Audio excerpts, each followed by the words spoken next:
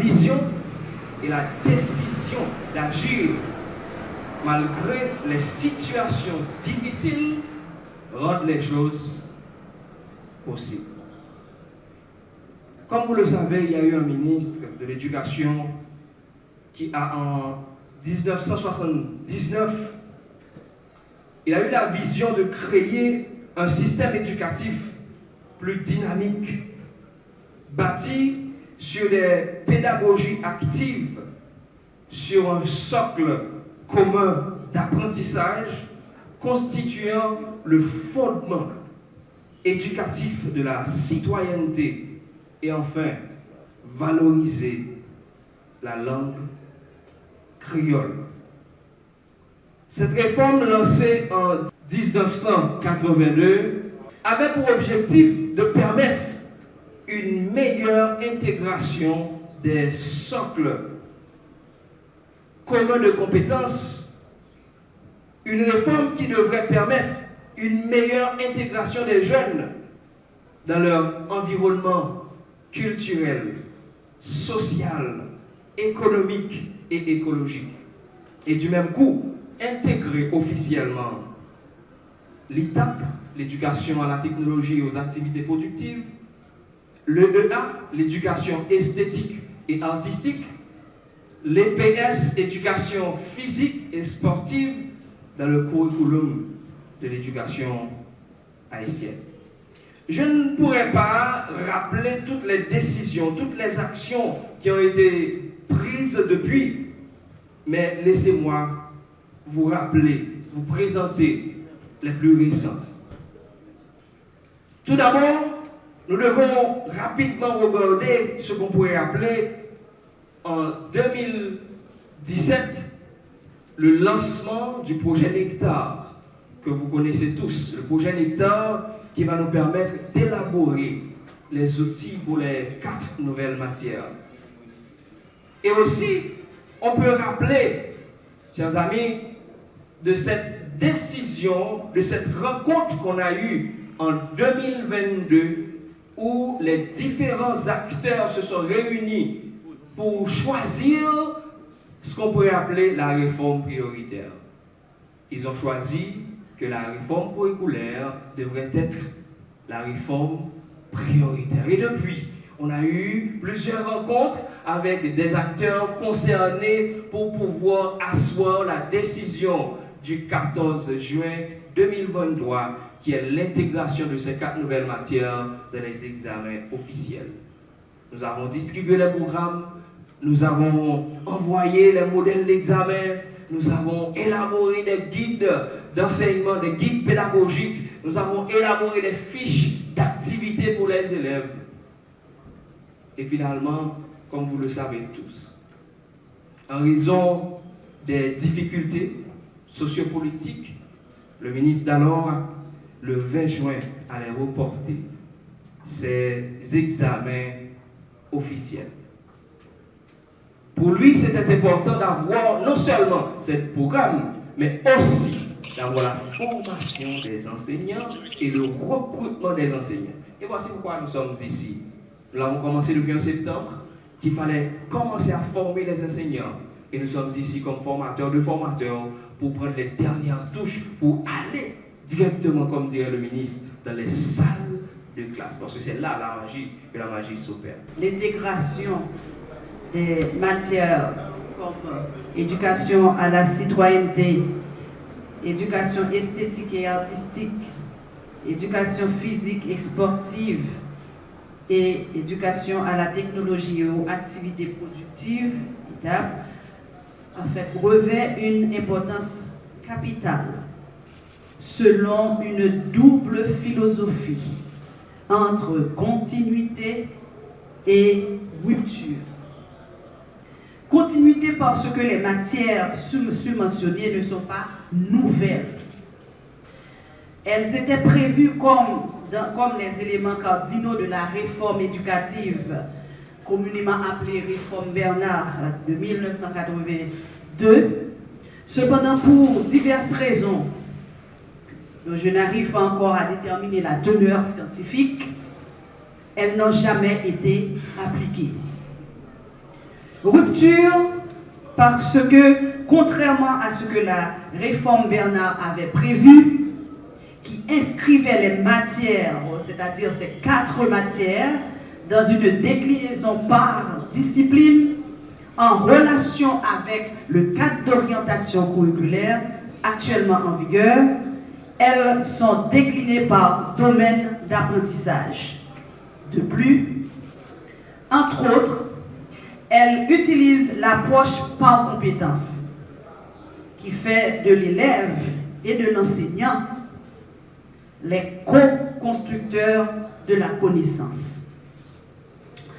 Ce chantier, inscrivant ces 4 disciplines dans le processus actuel d'évaluation certificative de fin de cycle de l'école fondamentale, conduit le système éducatif haïtien vers un chevauchement d'approches pédagogiques, la pédagogie par objectif et l'approche par compétence, pour la même communauté d'élèves.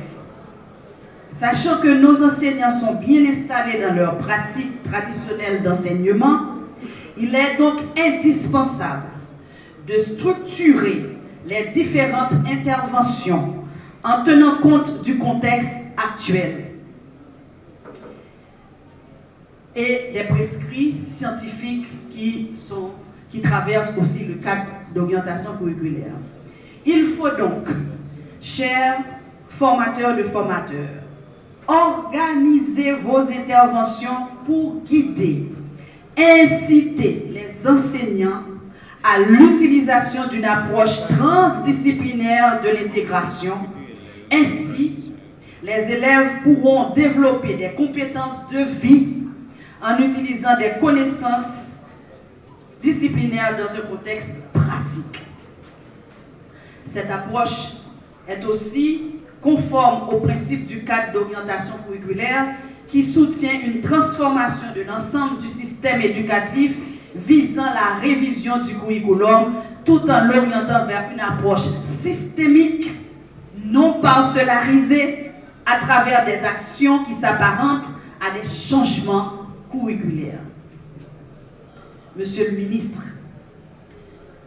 Mesdames et Messieurs, pour avoir été témoin de l'évolution du virage paradigmatique inscrite dans le cadre d'orientation curriculaire qui a subi beaucoup de modifications, je dois vous assurer que ce document est un produit du ministère.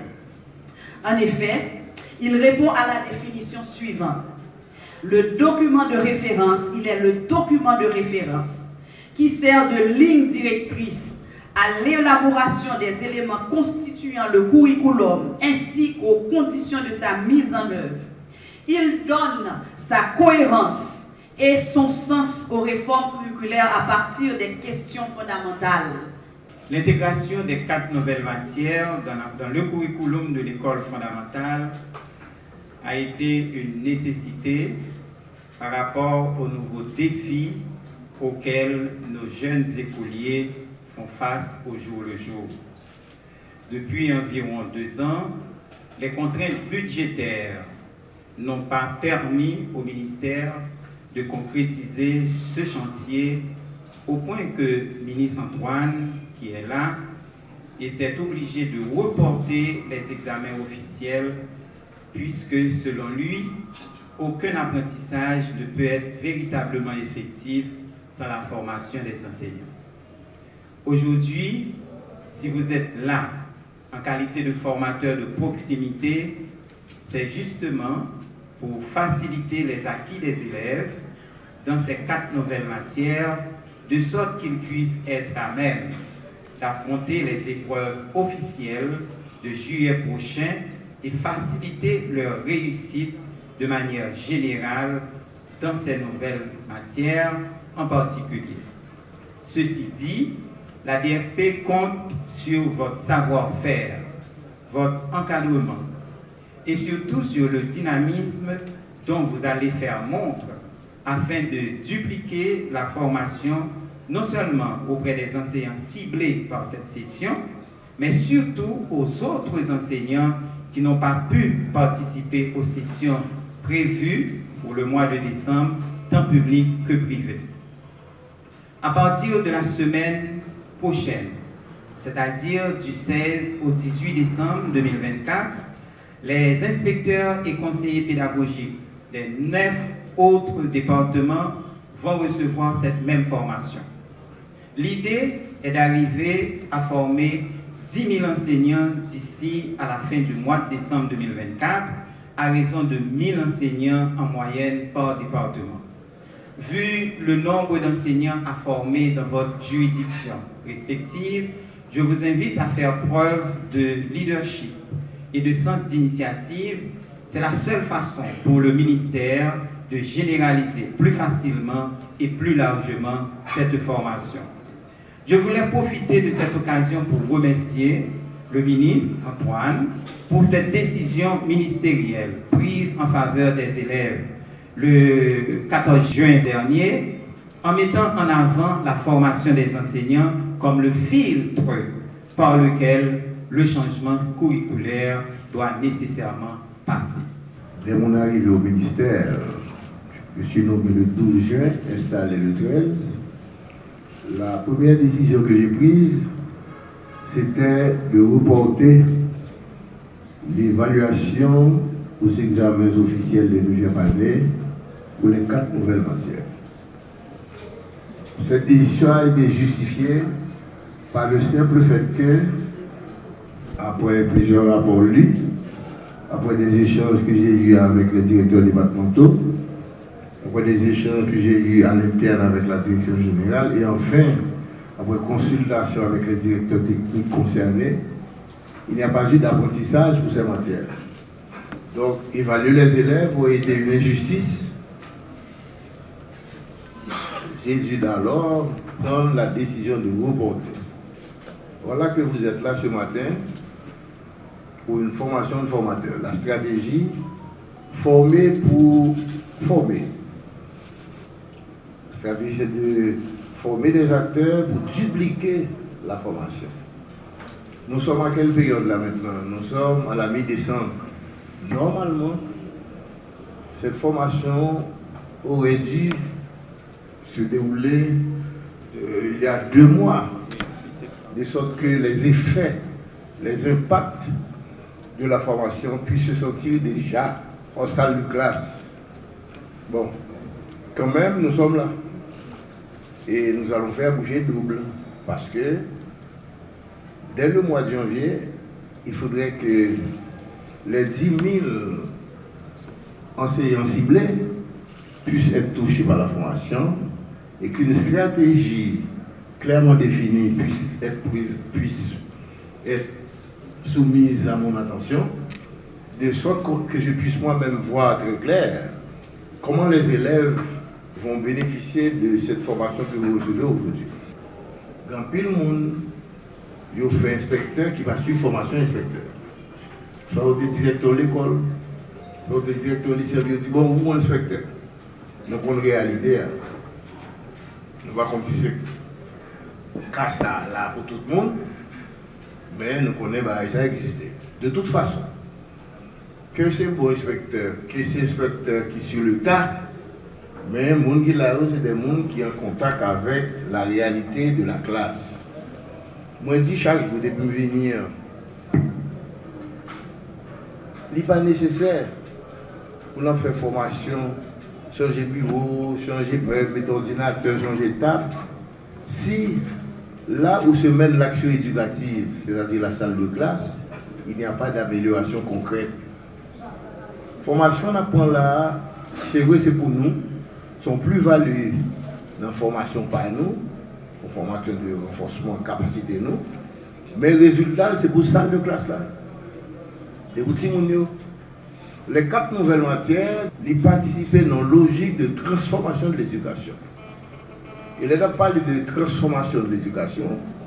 Encore une question sous-jacente pour nous poser. D'ailleurs, je dis nous, question former monde et former enseignant, ça faut une clair sur les soumissions.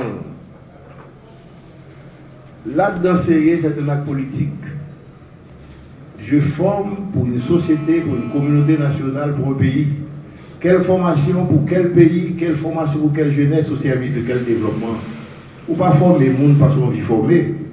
L'acte d'enseigner, c'est un acte politique.